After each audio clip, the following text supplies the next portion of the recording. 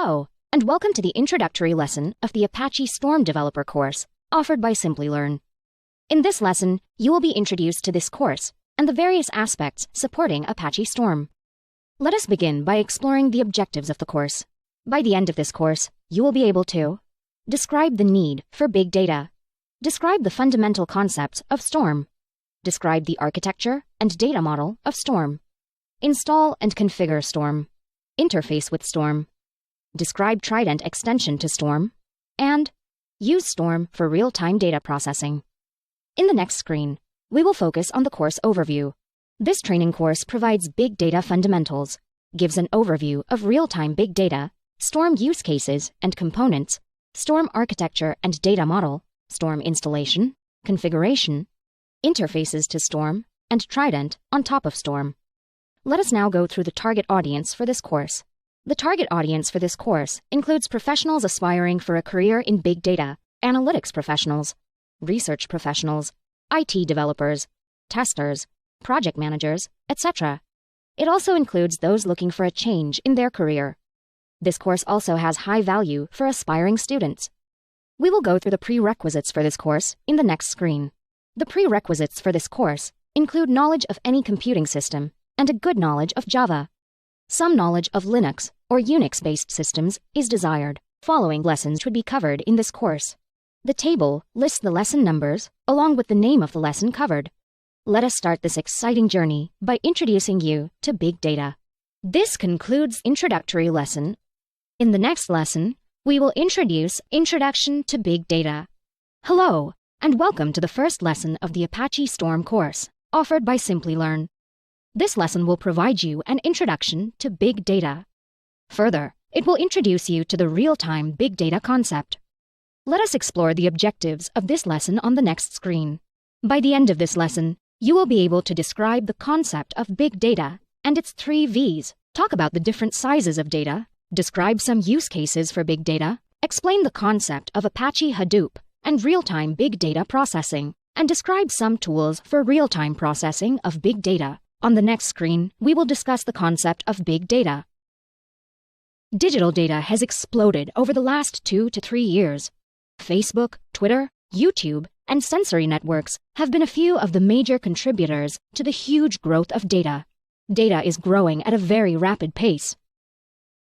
Data volumes are in terms of millions of gigabytes. The technology has evolved to handle this amount of data. The technology to store and process large volumes of data, the technology to analyze and make decisions based on the huge volumes of data have all evolved. The data as well as technology to utilize this data represents big data. Next, we will explore the 3 V's of big data. Big data is normally characterized by 3 V's: volume, velocity, and variety, not necessarily in that order. These are the main V's of big data. There are other V's also considered, but not popular, such as veracity, visualization, value, and many more. Veracity, here, refers to the truthfulness of data. Next, we will explore each of these 3 V's. Volume refers to data volume. Data volume is the size of digital data. Internet and social media effect has resulted in the explosion of digital data. Data has grown from gigabytes to terabytes to petabytes to exabytes. Total data on the Internet was 8 exabytes as of 2008, and by 2011, it has exploded to 150 exabytes. It is growing at such a fast pace that it reached 670 exabytes in 2013. That is like 30% growth per year. In another 10 years, it is supposed to exceed to 7 zettabytes. How can one store and handle this much data? There are so many new terms to describe the size of data. Now, let us understand the various terms used for different data sizes. This table shows the various sizes used for big data. We all know kilobyte, megabyte, and gigabyte. A terabyte consists of 1,000 gigabytes, and 1 petabyte is about 1,000 terabytes. New terms such as exabyte, zettabyte, and yottabyte have been added to address big data sizes. When we say big data, we normally mean sizes in terms of terabytes or more. Now that you know the different big data sizes, let us look at the second V of big data. Velocity of data refers to the speed of data ingestion or data growth. There are millions of web pages being added every day. Data gets created from different sources such as desktops, laptops, mobiles, tablets, and sensors. Manufacturing facilities have thousands of sensors that generate sensor data every few seconds. People use one or the other devices to create data on 24/7 basis.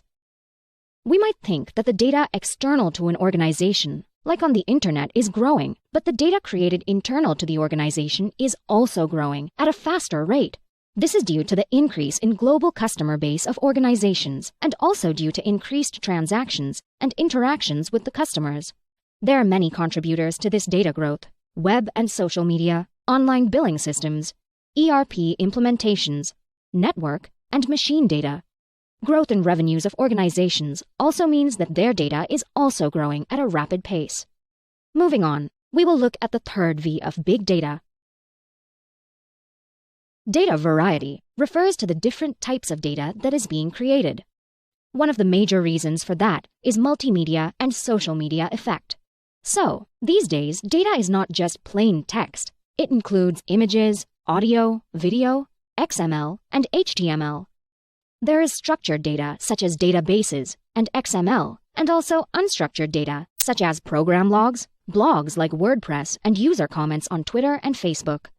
There are many industries such as transport, science, and finance which are adding a variety of data every day. Let us reiterate the 3 V's of big data: volume, velocity, and variety. Now that we have explored the 3 V's of big data, let us look at the evolution of data over the years. Digital data has gone through a cycle over the last 20 to 30 years, starting with unstructured data. We started with document editors, creating plain text documents. Then files, data handling, and spreadsheets increased the usage of digital computers. Introduction of relational databases revolutionized the structured data. Many organizations have created a large amount of structured data using relational databases. This expanded to data warehouses and storage area networks to handle large volume of structured data. Then came metadata concept that describes the data and semi-structured data such as HTML. With the advent of social media like Facebook and Twitter, unstructured data has explored in the last few years. Thus, data has come through a full circle. Next, let us look at some of the features of big data. Big data has many features. It is extremely fragmented due to the variety of data. It does not provide decisions. You need to figure out how to use it to make decisions. Big data is not only unstructured data. The structured data component of big data extends and complements your unstructured data. Big data is not a substitute for your structured data. Since most of the information on the internet is available to everyone, it can be used for good causes, and at the same time can be misused by antisocial elements to disturb peace. Generally, big data has a wide horizon, so you may have hundreds of fields in each line of your data. It is also very dynamic, as gigabytes and terabytes of data is created every day and can change every day like the weather. Big data can be both internal, generated within the organization, or external, like social media or YouTube. Moving on, let us explore some industry examples of big data. Here are some industry examples of big data. In the retail industry, big data is used extensively for affinity detection and market basket analysis. They use it to answer questions like when a customer visits a store and buys a product X, which other product Y he or she is most likely to buy. They want to place the product Y next to product X so that the customer has a more pleasant shopping experience. Credit card companies want to detect any fraudulent purchases at the earliest so that they can alert the customer as soon as possible. Banks want to scrutinize not only the private data, but also the public data available about a customer, so that they can minimize the risk while giving loans. In medical diagnostics, doctors can diagnose a customer's illness based on the symptoms instead of depending on intuition. Digital marketers need to process a lot of customer data to find effective marketing channels. Based on last 20 to 30 years of stock market data, algorithmic trading makes it possible to maximize profits on one's portfolio. Now, we will look at some more industry examples of big data. Almost every industry has some use of big data. Insurance companies can use it to minimize insurance risks.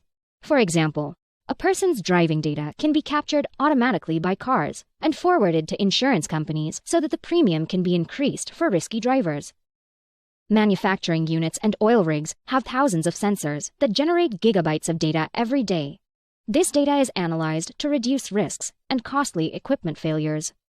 Advertisers use demographic data to capture their target audience in a better way. Terabytes and petabytes of data is analyzed by genetics to come up with new models. Power grids analyze large amount of historic data and weather forecasting data to forecast power consumption. As the data is available to public, law enforcement officials have to be one step ahead of the antisocial elements to detect misuse of data and prevent crimes. So, like we mentioned earlier, almost every industry uses big data in one or the other way. As we are now familiar with the concept of big data and its uses, let us look at how big data analysis is different from traditional analytics. With big data, you use all your data instead of sample data for analysis. In traditional analysis, analysts take a representative sample of data from the available data and do their analysis to provide their conclusions. With big data technology, all the available data is used for analysis. You may find associations in data, predict future outcomes, and provide prescriptive analysis. Prescriptive means you can say this will happen instead of this may happen.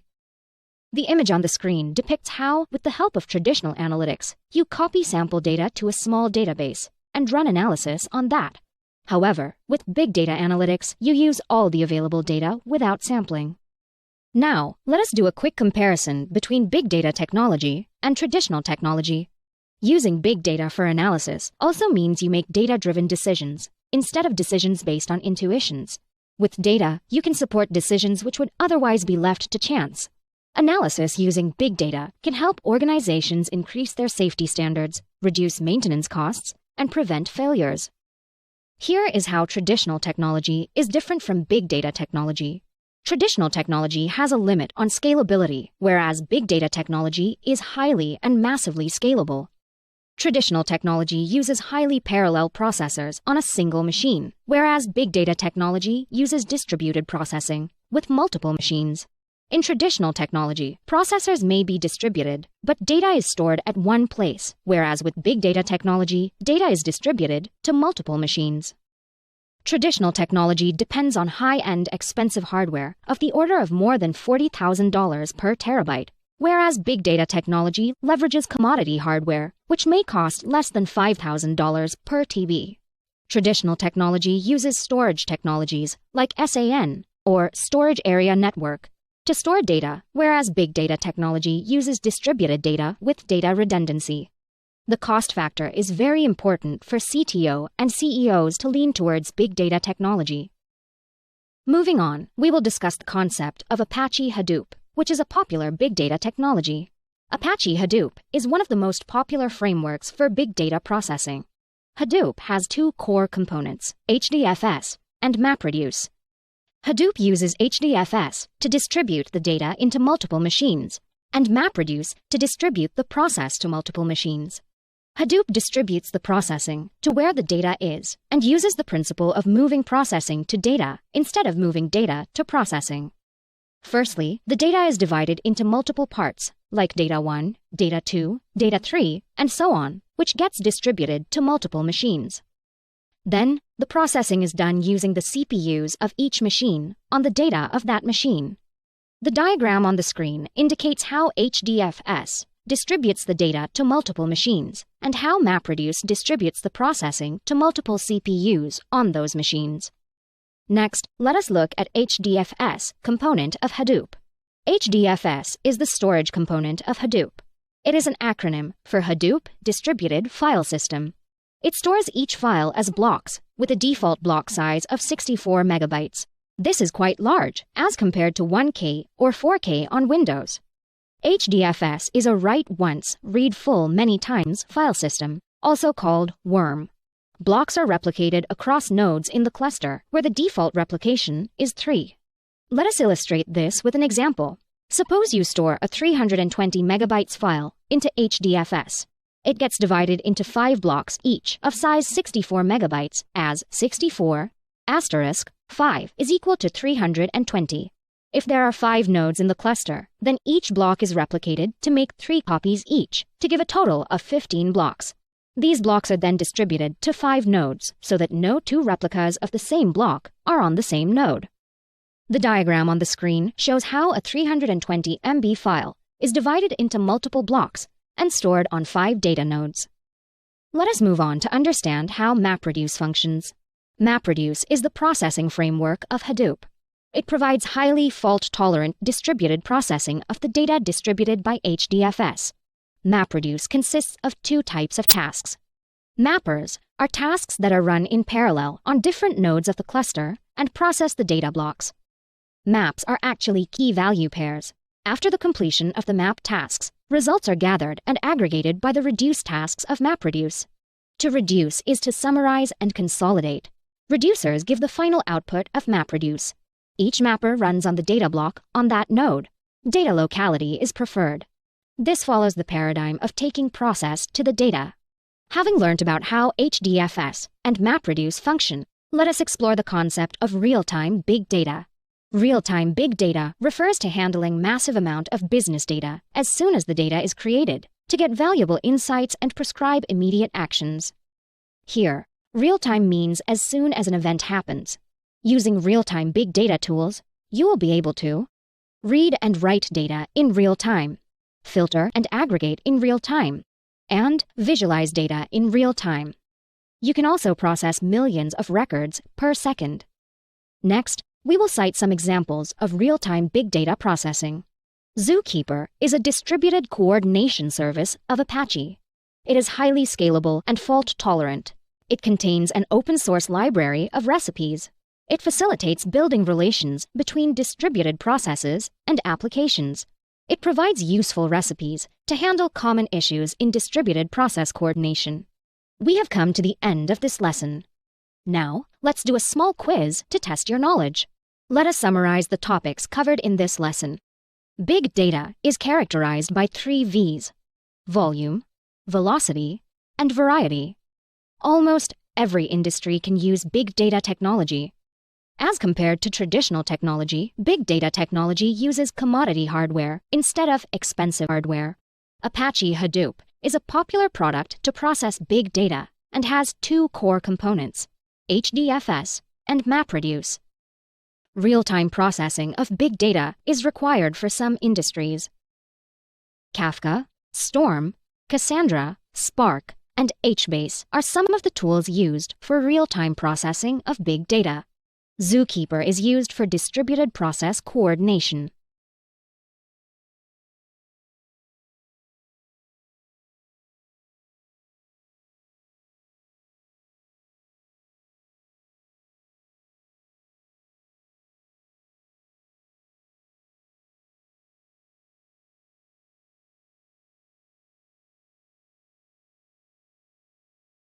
This concludes the lesson, Introduction to Big Data.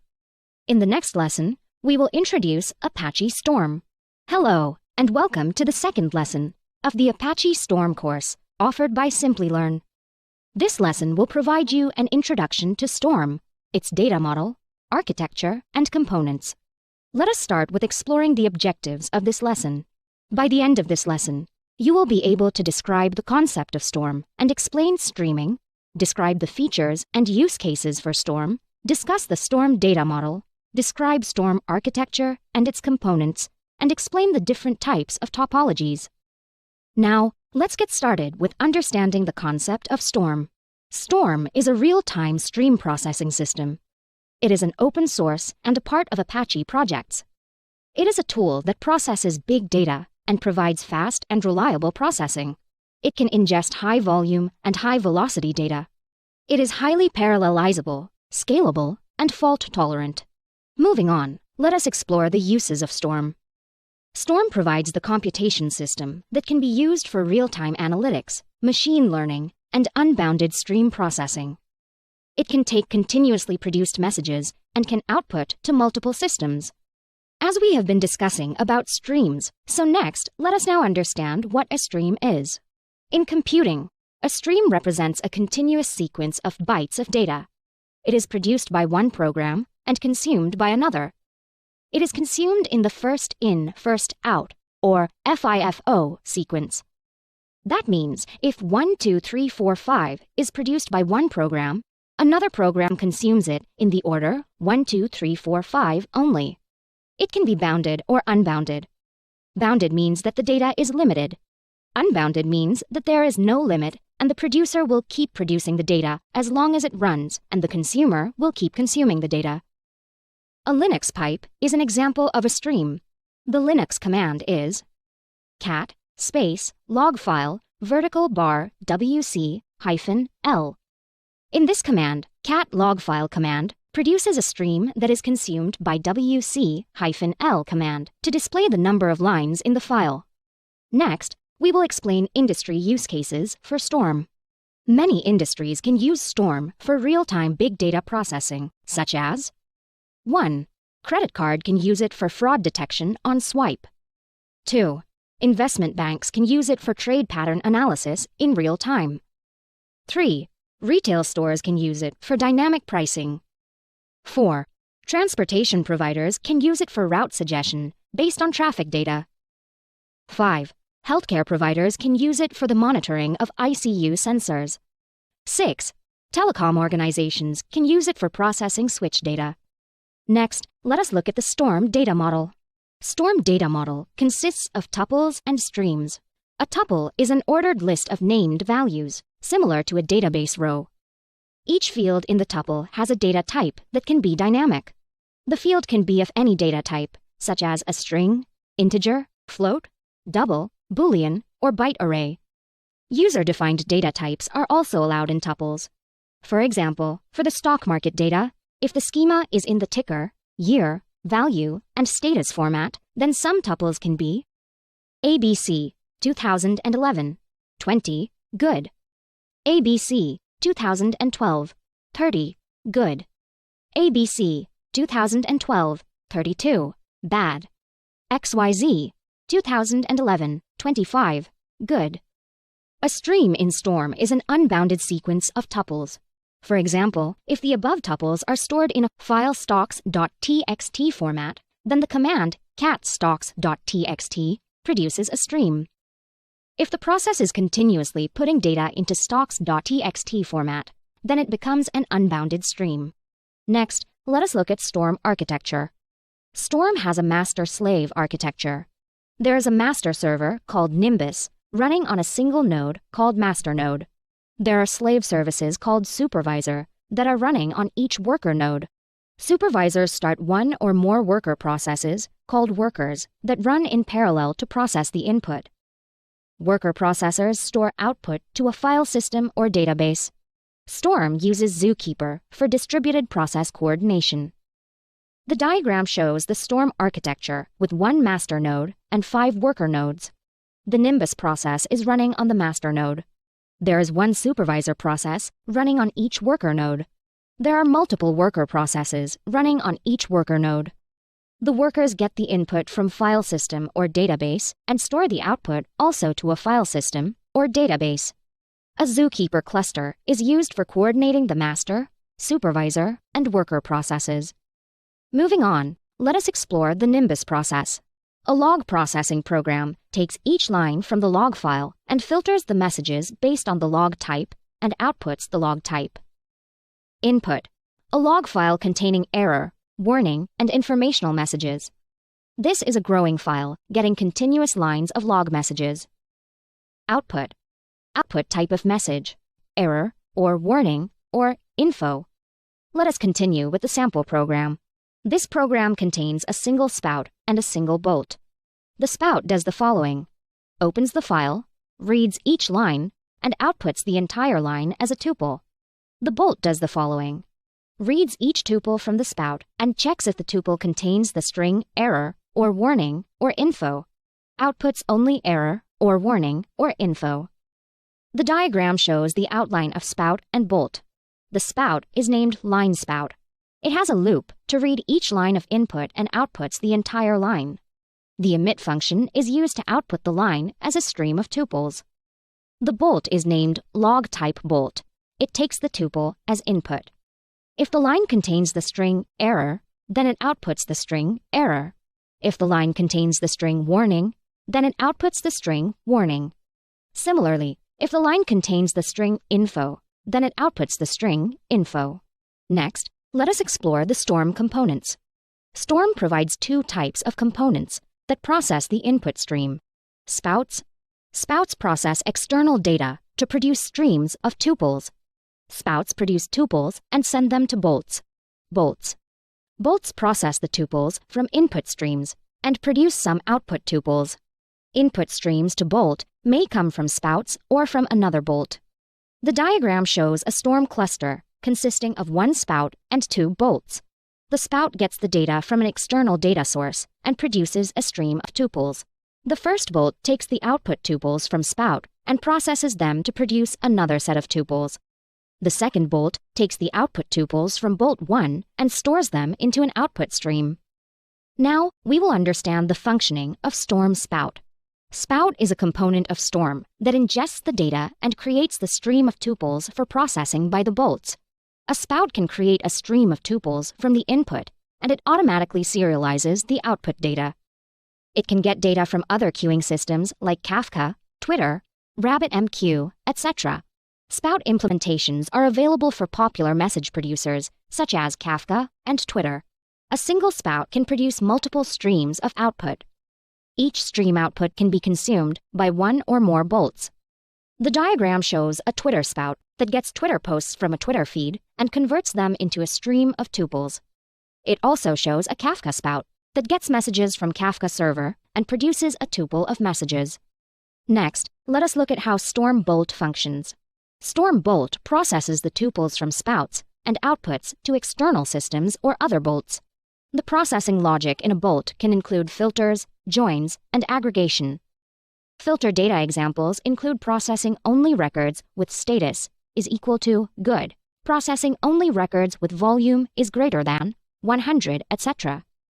Aggregation examples include calculating the sum of sale amount, calculating the max stock value, etc. A bolt can process any number of input streams. Input data is deserialized and the output data is serialized. Streams are treated as tuples. Bolts run in parallel and can distribute across machines in the Storm cluster. The diagram shows 4 bolts running in parallel. Bolt 1 produces the output that is received by both Bolt 3 and Bolt 4. Bolt 2 produces the output that is received by both Bolt 3 and Bolt 4.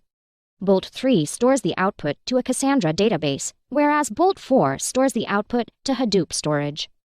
Next, we will explore the functioning of Storm topology. A group of spouts and bolts running in a Storm cluster form the Storm topology. Spouts and bolts run in parallel. There can be multiple spouts and bolts. Topology determines how the output of a spout is connected to the input of bolts, and how the output of a bolt is connected to the input of other bolts.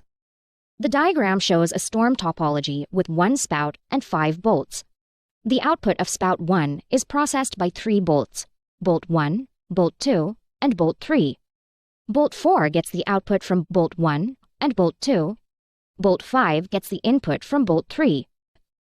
This represents the Storm topology. The input to spout 1 is coming from an external data source. The output from bolt 4 goes to output 1, and the output from bolt 5 goes to output 2. Let us illustrate Storm with an example. Problem: the stock market data, which is continuously sent by an external system, should be processed so that data with good status are inserted into a database, whereas data that are with bad status are written to an error log. Storm solution: this will have 1 spout and 2 bolts in the topology. Spout will get the data from the external system and convert into stream of tuples. These tuples will be processed by 2 bolts. Those with status good will be processed by bolt 1. Those with status bad will be processed by bolt 2.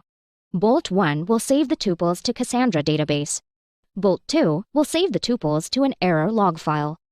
The diagram shows the Storm topology for the above solution. There is 1 spout that gets the input from external data source. There is bolt 1 that processes the tuples from the spout and stores the tuples with good status to Cassandra. There is bolt 2 that processes the tuples from the spout and stores the tuples with bad status to an error log. Now, let us look at the concept of serialization, deserialization. Serialization is the process to convert data structures or objects into a platform-independent stream of bytes. It is used to store data on disk or memory and to transmit data over network. The purpose of serialization is to make data readable by other programs. For example, the object name, character, 10, ID, integer, may have data, John, 101, This can be serialized as John \00 times 65. This represents that the string John is followed by null character, and then hexadecimal representation of 101. To read the data, programs have to reverse the serialization process. This is called deserialization. Serialization, deserialization, is also known as SER-D, abbreviation of serialization, deserialization. Now we will go through the steps involved in submitting a job to Storm. A job is submitted to Nimbus process. To submit a job, you need to 1. Create spout and bolt functions. 2. Build topology using spout and bolts. 3. Configure parallelism. 4. Submit topology to Nimbus. The diagram shows a Java program fragment for submitting a job to Storm. It first gets a Storm topology builder object. Next, it sets the spout and bolts for the topology with the setSpout and setBolt methods. It also sets the connection from the output of spout to bolt using the shuffle grouping method. Shuffle grouping is a type of grouping of input that we will discuss in a subsequent lesson. After setting the spout and bolt, the program sets the number of workers for the job to 2, which represents the number of workers that will run in parallel. Finally, using the submit topology method, the topology is submitted to Nimbus process. Now, finally, we will look at the types of topologies. Download the VMware Player from VMware site for your system and double-click the executable to start the installation.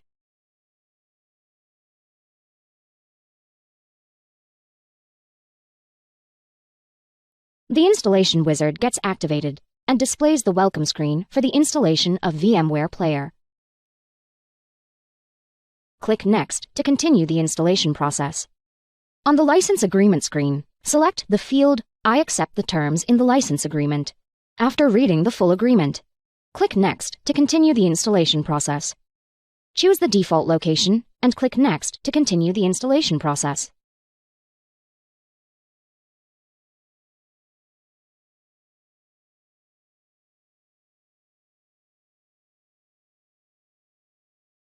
On the Shortcuts screen, select the shortcuts you wish to place on your system and then click Next to continue the installation process.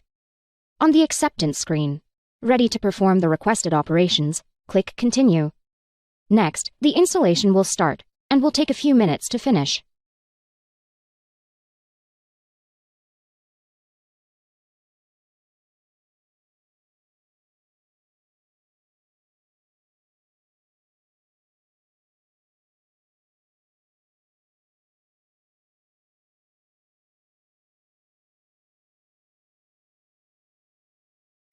Once it is done, click Next to continue. Once the setup wizard has successfully completed, click Finish to complete the installation.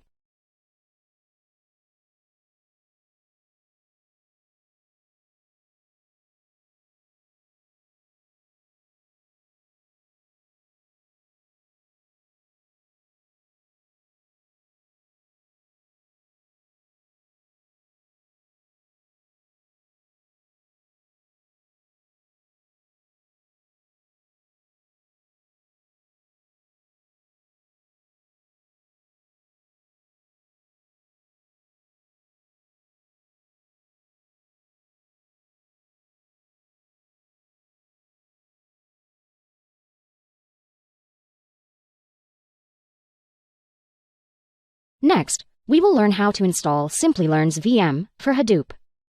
Download and unzip the Hadoop pseudoserver.rar provided by Simplilearn.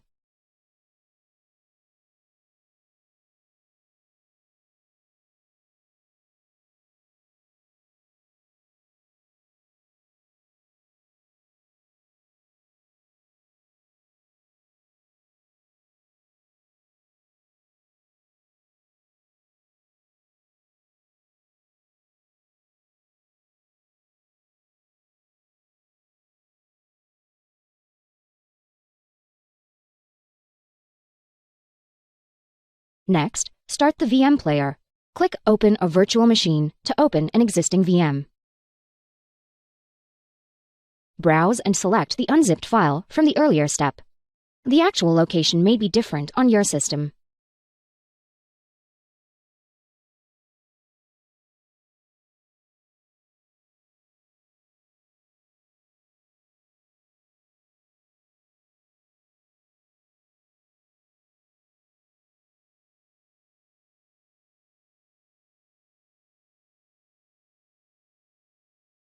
If asked to take ownership, select Take Ownership.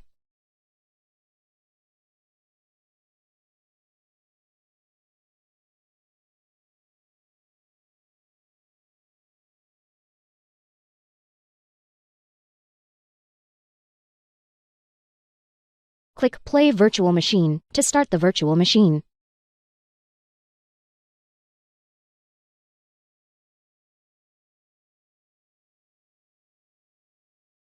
If asked if you have moved or copied the VM, select Copied it.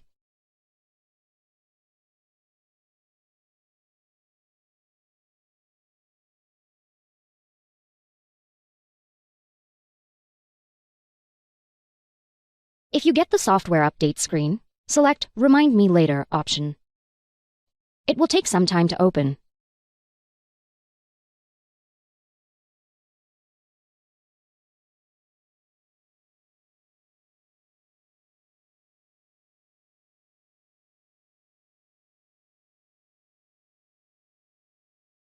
When you get the login prompt, use user ID and password as Simplilearn to log in.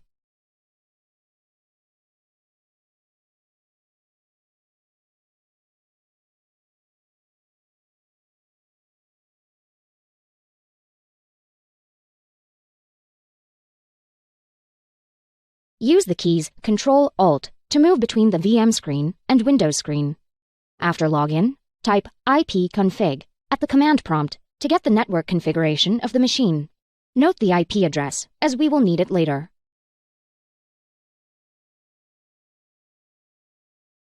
Download WinSCP from this URL. Install and configure it to connect to the IP address mentioned in the previous step. Download PuTTY from the given URL. Install PuTTY and configure it to connect to the IP address above. Run PuTTY by double-clicking on putty.exe. Enter information as shown in the screen.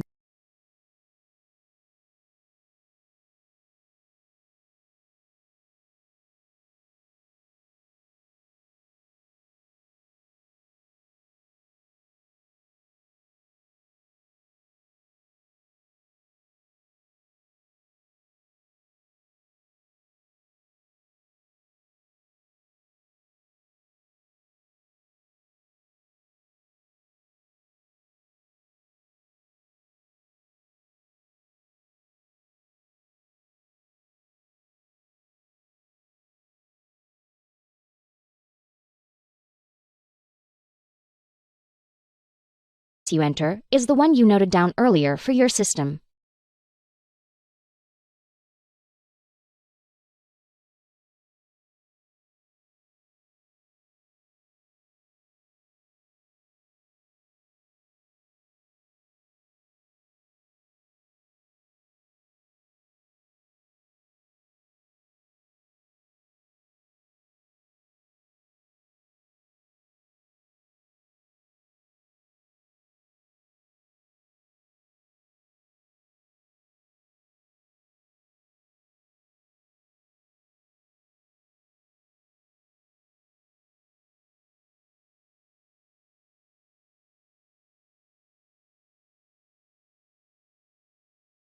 Click Save to save the settings, and then select Open to open a connection to the VM.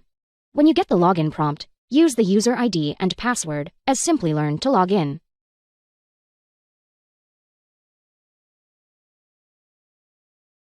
Congratulations! You have successfully logged into your VM from PuTTY. We will use this to set up Apache Cassandra in later lessons. You can open multiple connections to your VM using PuTTY. Let us summarize the topics covered in this lesson.